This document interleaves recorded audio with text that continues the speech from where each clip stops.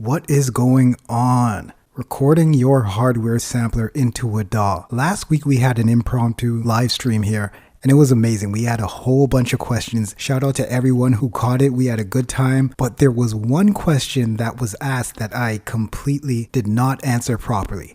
And that is the idea of syncing up your hardware sampler to a software DAW in order to record the audio into the DAW for mixing or whatever the case may be. So in this video, we're going to use the Ensoniq ASR10 and Ableton as an example of how to record audio from your hardware sampler into a DAW. But first, I'd like to invite you to like, share, and subscribe to our sampler channel.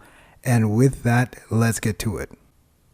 Alright, so starting with your sampler, the first things that would be best to do is get all your connections straight. So we're going to connect a MIDI cable to the MIDI in port on your sampler. Secondly, we need to get the audio out of the ASR10. So we're using standard 1/4 inch cables for both of the left and right stereo outputs. And we're going to connect those to the ASR10. And we're going to be sending those to the input of your sound card. The one we're using here is just a Focusrite Scarlett. And since this is a USB audio interface, the audio is going to travel through the USB cable going directly into the computer.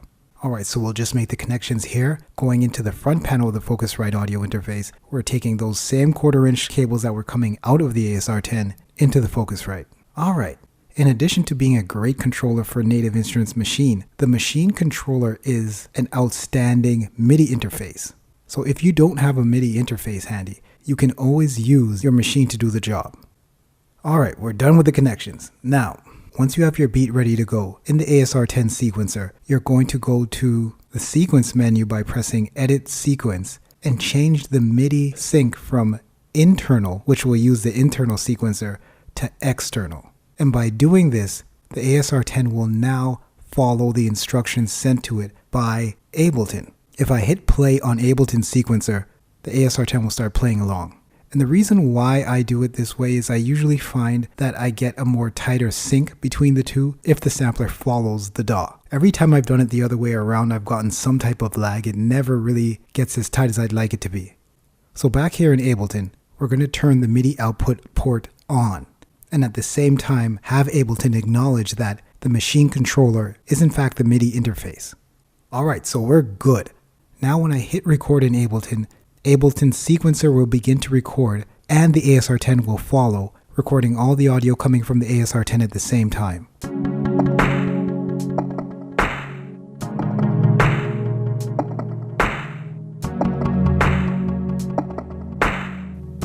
So here I'm recording the beat as 2 tracks, each of the ASR tracks individually. And how you would do that is just solo the track that you want to record individually.